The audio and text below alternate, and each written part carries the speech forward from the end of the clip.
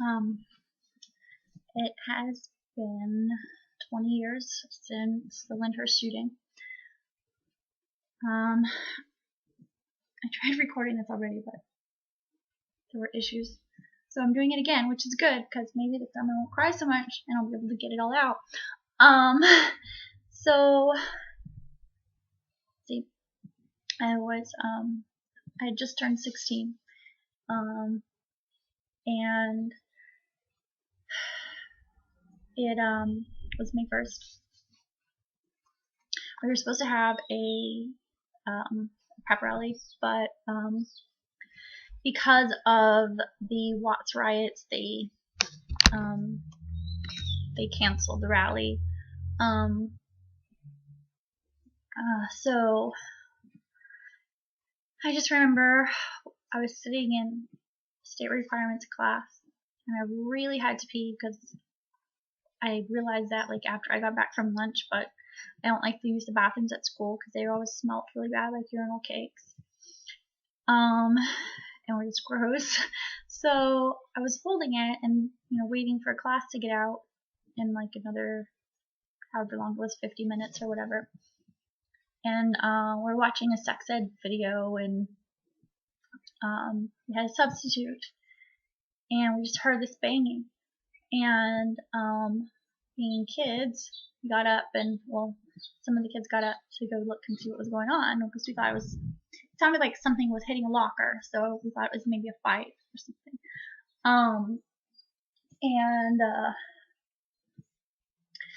I just remember, I don't know who it was, but the look on this girl's face as like it turned from sort of like excitement to see what was going to happen, and then like horror, and she was just yelling like, "Oh, he's got a gun," or whatever, something like that she said, and we were just like confused because it was a school and this was pre-Columbine, and you just didn't hear about things like that happening, like people just shooting like that. And I look over, like once we figured out what was going on, that there was a kid in there shooting, that I just looked to the sub to see like what do we do, like thinking about like fire drills and whatever, it's time to go. And he went and hid behind the curtain, and I realized, okay, don't follow that guy. So I started to go towards the exit of my classroom, and as I, you can hear screaming.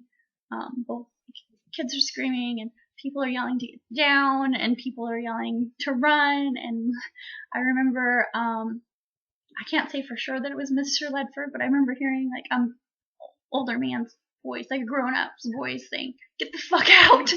And I was gonna do that. So I start heading towards the exit, and I remember just feeling like I was in a movie, and I kept saying out loud, "This is like a movie. This is like a movie. This isn't like real life." And as I'm getting toward the door, I can see Mr. Keys, who was a sub that I had earlier that day, and he's poking out of the hallway. I can't really see what's going on down there because there's lockers in the room, and so he pops out, and he's like checking things out. So I'm kind of watching him to see like kind of what's going on.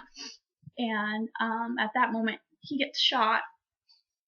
And I just remember like seeing his body being shot and him going down and thinking like, fuck, because I couldn't run, because if I ran, I would be in the line of fire. And then I saw some kids going into the teacher's office next door to my classroom, and so I ducked in there, and we were hiding behind the desk and the filing cabinets and things, and you could hear the shooting come closer, and like I'm not sure what he was shooting, but like you could just hear the shots and the loud banging sounds, and like him shooting in the classroom like next to us. And I'm just looking at everyone's faces, and were all huddled up and crying and praying, and like I just remember looking at the guys who were all these like football like jock guys, real tough guys that I've seen like fighting and doing all the BS that boys do, and they're just huddled up crying with the rest of us. And I remember how that struck me back then. And I also remember that I had a note on my hand. How kids write on their hands. I had a note on my hand about calling Julie, and I had prayed so hard that besides this little part right here where my hands don't touch, like it had all just rubbed off from me, like holding my hands so tightly together. And it just felt like we were there forever. It like felt like it was lasting forever. And I just remember being there just thinking like at any second I'm gonna get shot. Like I was just imagining myself being shot in the head, and like that's all I could think of. Especially when you could just hear the fire getting closer and closer. And then I don't know, it felt like forever, but I don't know how long had gone by. And things just died down, and there weren't gunshots anymore, and it was quiet. And I looked out the window, and you could see the police there in the grass with their guns drawn in the school. And I got a piece of paper from I don't know where and a pen, and I made a note that I scribbled in like the biggest letters I could fit on the page saying "Get us out."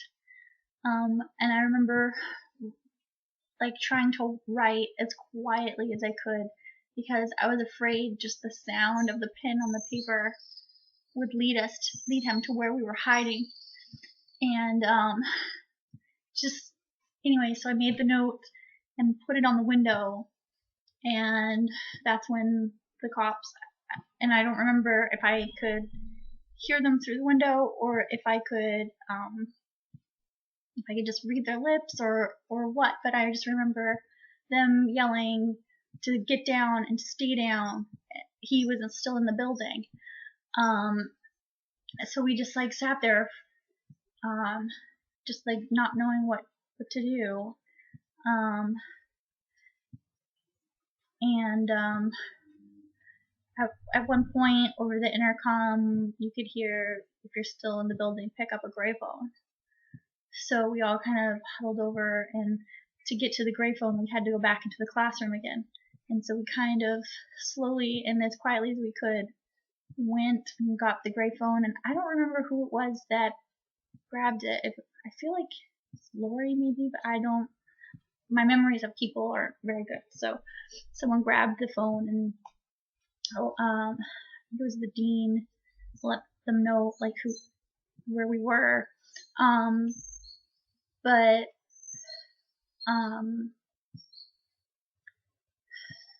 and right after that happened, I don't know like if they could see us or what, but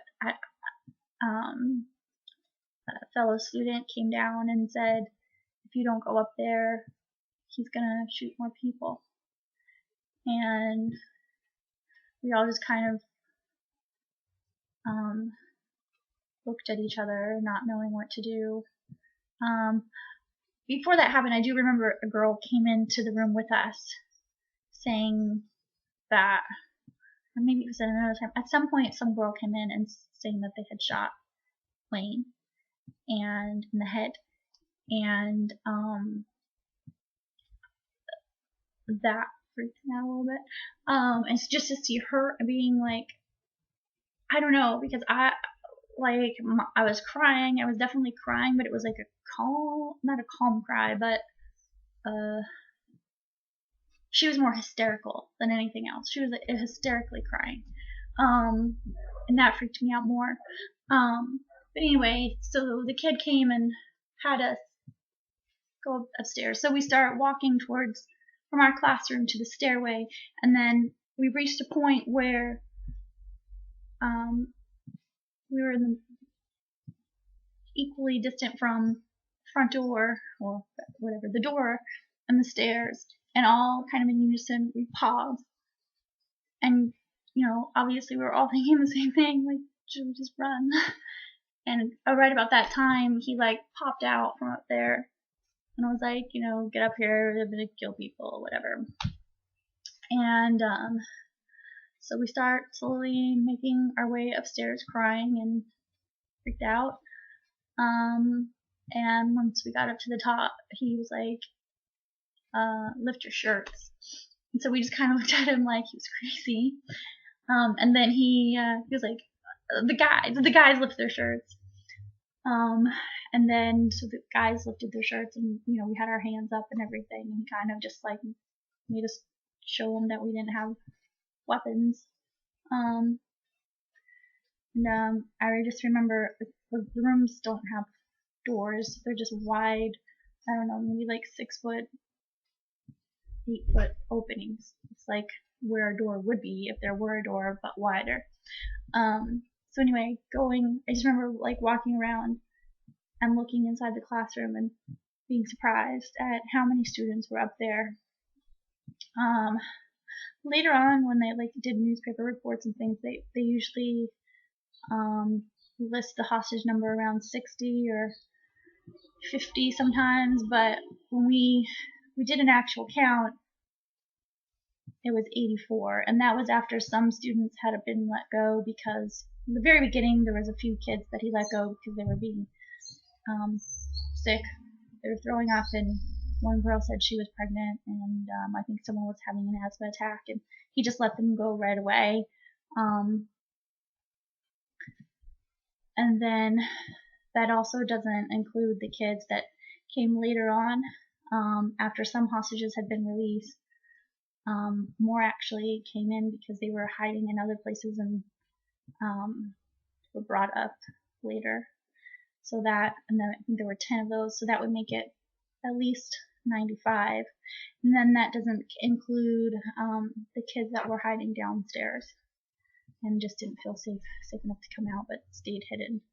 And to me, that was the scariest part, is being downstairs, hiding and not knowing, like just being in constant fear for your life. Because you don't know what's going on, and you don't know what's happening. So anyway, we get upstairs. The classroom is a regular, small classroom filled with 85 kids, and we all kind of had to sit up against the wall, and he kind of kept us separated from him because he was afraid. And I'm crying at this point and freaked out, and I don't know, I just kind of lost it. And he was saying, stop crying, I want to see you cry. And I tried my best to stop crying. And he like went to throw me a box of Kleenex, but I think thought better of it and just handed it over to me. And I remember like, trying to get my composure and grabbed a few Kleenexes and then started passing the box, because we were all basically in the same boat. So in the beginning, we all just kind of sat around the room quietly. He was angry and freaking out. He was a little bit hysterical in the beginning. Like he was throwing things, and the gun like never left his hand for hours. I mean, I don't think ever. And we were there nearly 9 hours. Which when you say 9 hours doesn't seem like a lot, but imagine being at a full day at work, like without a lunch break, where you're just stuck at your desk and never being able to leave your desk. And then you might and no internet, because there wasn't internet back then, but there were also, that wasn't an option. So just sitting for that many hours, and at the same time, like having someone constantly shove a gun in your face. And it's it's surreal, and it's very, like, time is so much slower than it normally would be. Like, every minute feels like 5. Um, and so we were there, and we were afraid. And he kind of was going a little berserko and breaking things and throwing things, and freaked us out. And I think he realized at one point, or maybe he had just got enough anger out, that he just sort of came back down and had a look around the room and saw what was going on. And things got a little bit better slightly at that point, but not really. So after a little bit, we mentioned, like, we were thirsty, we need to go to the bathroom, and he started letting people, like, one at a time, go down to the bathroom. The problem was the bathrooms were underneath the stairs and he couldn't see, and SWAT was pulling the kids out. We didn't know this at the time, we just knew the kids weren't coming back, and so he said no. Like, after a couple of kids got pulled out, I know one girl came back up, and she said they wanted to keep me, and she told us, like, it was, well, us privately, not him, that there were police all downstairs. So he wouldn't let us go to the bathroom anymore. So at some point, the police call the phone that's in our classroom, and they're talking to another student. I think his name was also Eric. And, you know, him trying to explain to the police that the gunman's name was Eric and his name was Eric, but he wasn't the gunman. It was kind of a light moment, but confusing and funny. So that went on for a while, where he kind of mediated between the negotiators and the gunman. And then eventually they got a, those black phones like you see on the, I don't know now, maybe they use cell phones, but at the time they had this telephone that they brought in that had the longest cord I had ever seen in my life. Like, back in those days, you had to use a corded phone for the most part. People still had corded phones. It wasn't like, I mean, we had, some of my friends had the ones that you take around the house, but we still had the ones that were attached to the wall. And so you could only go, like, so far when you were talking on the phone with your friend, and you'd have to go kind of hide if you wanted your parents not to hear you, and, like, go kind of, like, you talk quietly in the kitchen or whatever. So when this phone came in with this long cord, me being a 16-year-old girl, I was like, wow, I wish I had a cord that long in my house. But anyway, so they bring in the phone, and the negotiations fully started. And then what he asked for himself was basically just someone to hear him out. And everything else was things for the hostages, food, drinks, a key to the bathroom, like the teacher's bathroom across from us, so that he could kind of see us go in and out. He wasn't going to watch us pee or anything.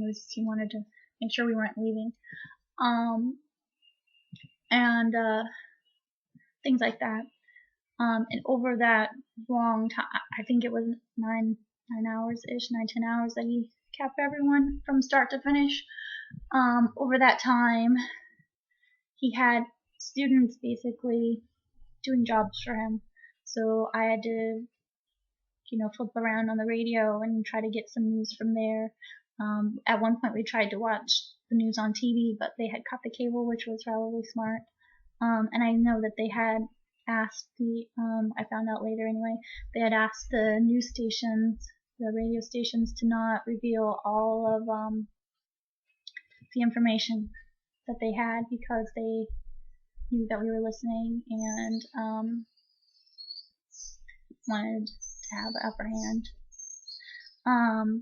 So there were a lot of things, like, I didn't know that anyone had died, and like even later when I like the next day when I went to the hospital, and I think it was Lydia, I'm not sure, but someone, like I ran into a friend at the hospital and they told me that Beeman had been shot. Like I didn't think Beeman was dead. I thought Beeman had been shot, and like I would see him the next day or something. Um,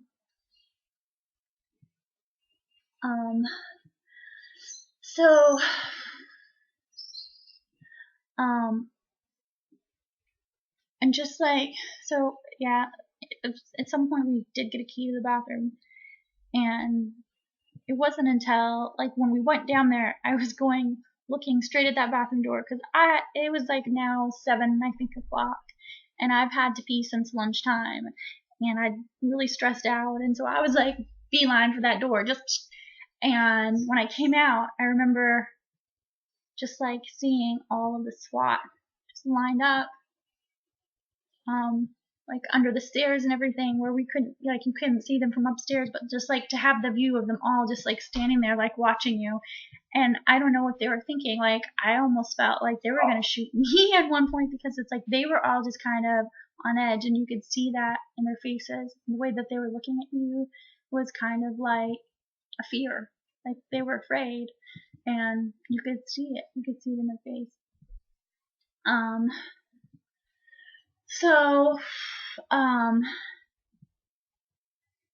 yeah, anyway, so we go back upstairs, and, you know, this whole time, basically, it just felt like forever, and all you can do is wait around, and I think we got a lot of flack because we had pizza and made some jokes, but we were hungry, and we're kids, and that's what kids eat. Um, and yeah, people did make jokes, and we made jokes about the girl who got shot in the butt. And I later met the girl who got shot in the butt at a party, and we talked about that. But um, you have to make jokes in a situation like that because it's just so stressful. And I don't think anyone that wasn't there or waiting for someone that was there understands like how stressful that is. Like to have someone constantly put a gun in your face and threaten you and the people around you, like, is scary. And there were kids at one point that like came in a little bit later, that had made like a weapon out of some scissors that they had broke apart. They were like the long scissors that I don't know, craft people like teachers use, but they were really long, not like cutting, like not like the not like the ones I have, like for fabric cutting, like they were big. And like so there was some talk about trying to attack him. It wasn't like we all just sat there, but I think people would just realize with all the kids there, there was just no way there wasn't that you could get to him without him shooting at least one or two people. Like there was just no way. There wouldn't be enough time, and it was just too many people to put at risk. So nothing happened. We just kind of waited it out, and waited it out for a long time. And I know now that I'm allergic to artificial sweeteners. But after drinking that diet soda, I had a terrible migraine. And I said to him, I need some aspirin or something. And I asked people, like, does anyone have aspirin or anything? And no one did. So that was one of the things he requested. And ironically, when I was released, like they would release 10 hostages at a time, the thing I got released for, the very end, like 8.5 hours into it, was aspirin. So I never got that aspirin, and when we were released, paramedics were there waiting and asked, do we need anything? And I said, yes, I have a really bad headache and I need some aspirin. And they said, oh ma'am, we cannot give that to you, you're under 18. And then I had to go do police interviews. And I just had this terrible headache, and all I kept thinking about was how bad I wanted some aspirin. And it's so funny, like all of the stupid things that you think about when you're there. Like I remember things that strike you, like the whole time someone's cowboy hat is on the floor, like downstairs, and I remember just sitting there staring at that cowboy hat. And someone said later that it was it was Jason's hat. Um, but I don't know if that's true. I think, I mean, there were so many cowboys at our school, it's hard to say that, yeah, that's Jason's hat. I think that maybe just a romanticized story that someone had, but there was a cowboy hat, and it just looks so weird there, just like the just debris just hanging out in the hallways, and um, I remember just being afraid to walk around and afraid of what I would see. I know like there was a point when we had to go like through blood that was covering the floors. So you couldn't get around it. And it was a couple of days after my birthday that it happened. It was like the weekend after my birthday, and I had planned on going out and celebrating. And all I kept thinking was like, man, I have plans tonight. Like, am I gonna get out of here on time to go to my plans? Because it's just, you're just not like thinking properly.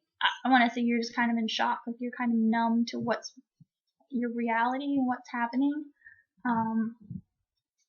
And just thinking like things that don't make sense. And at one point I mentioned, and I think this is why we ended up making that list, was I mentioned to Eric that like I don't usually go home after school, and it would be time for me to go home now.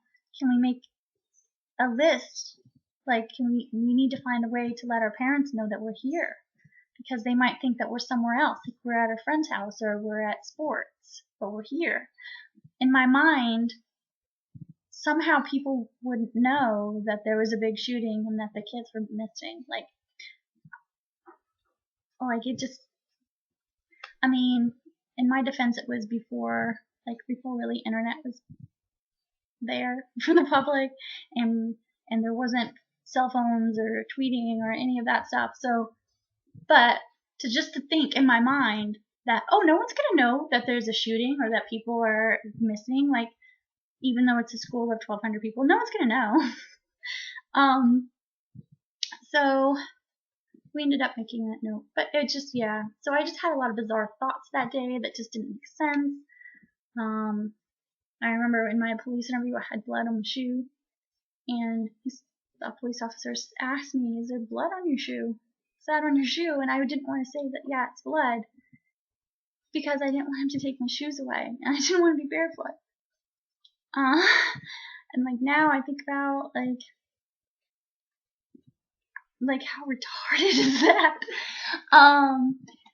And so yeah, there's just, it's still hard for me today. Like I'm good now. Like, but I'm back in school again, and I plan my way out. Like in any room, like I know how to get out. I know windows and doors, and sometimes I've stopped counting them, but before I used to count every window and every door and figure out, how to get out of any place. Now I just look for the doors. And I sit on the end of the aisle in classes, and it really irritates me when someone takes my seat and I can't sit in the aisle. I just feel better if I can be there. I still kind of freak out with loud sounds sometimes, not always, but sometimes. And I still have nightmares sometimes. Remember what happened, or like be in similar situations. And for right after, I didn't sleep for very much at a time, and I couldn't sleep in my room. I used to sleep out on the couch for a long time, and I was also surprised at how quickly they wanted us to just go back to school. I mean, I think we had a month left of school anyway, a month and a half, and like right after, they were like, "All right, come back to school," and I just didn't want to, like, and I was always a really good student into that point. I kind of slacked off after that, because the funny thing is, a lot of my friends cut school that day, and I wouldn't, because I was a good kid. And I was like, I'm not getting cut. And or left early. A lot of them left early because there was supposed to be that rally, so they had notes like, "Oh, we're going to the dentist," and I didn't, like, because I was like, "Oh no, I'm gonna go to class. I'm gonna be at school." Da da da. And that happened, and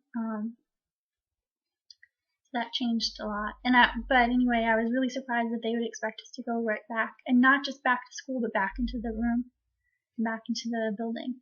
And I refused, and they set up special like on-campus independent study for us, so that our classes that were in that building we didn't really have to go to, but they kept pressuring me. They had counselors on campus, and they kept pressuring me to try to go back inside.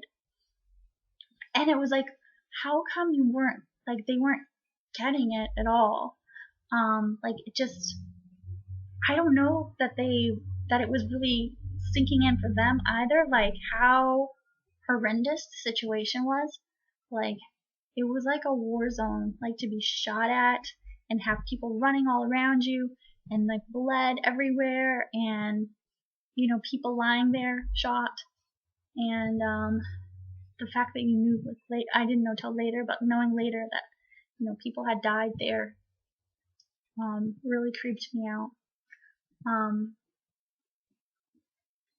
And I just didn't want to go back. And they had really done a shoddy job of cleaning up after.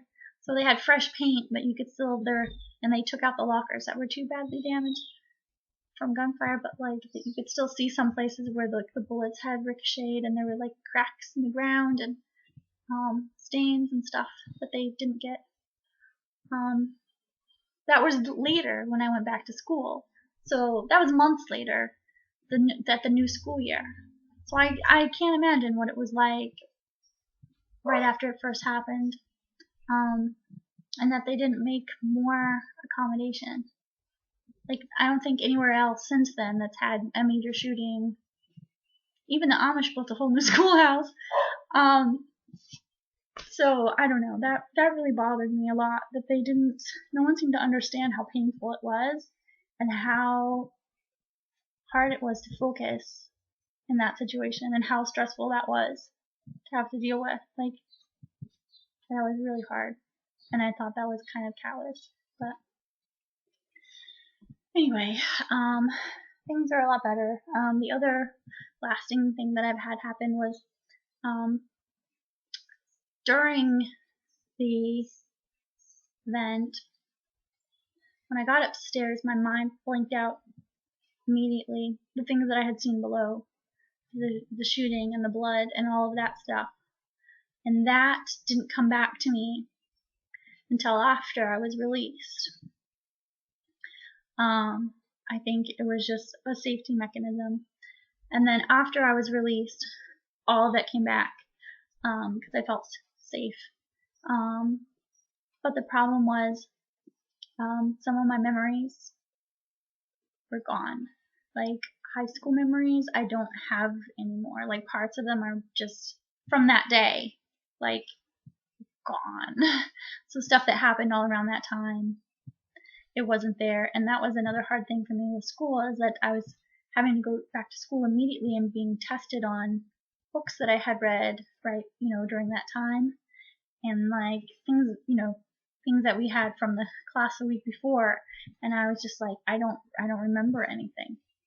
And people, like, that was never addressed medically for me, like with my psychiatric care or anything. Like, no one ever seemed to help me deal with the fact that I was missing memory, and not just memory related to the event, but memory. It was like almost as if I had like a concussion or something, or brain damage of some kind, because like just huge blocks of my memory that were gone. And over the years, things have come back to me from my high school years, but something weird happened with my brain where I lost high school stuff, but then I could remember it from when I was really, really teeny tiny small a lot more clearly. So like, I think I don't know, something happened weird with my brain. So I don't know. I think everything's kind of back to normal now, except for that. And also that sense that you have when you're a child that nothing bad is going to happen to you, that you're invincible. And I think that's part of childhood so you can do things and you can try things and you can live without fear and become who you're going to become. But I lost that so young that I was afraid a lot. I was afraid of trying things and I was afraid of doing things because in my mind the worst that could happen would happen to me.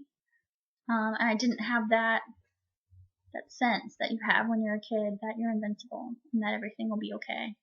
Because after that, it was gone. And just now, anytime I'm in a scary situation or facing something, like I'm just really petrified. Flying is different, like everything is different. Because I'm always afraid. Always afraid.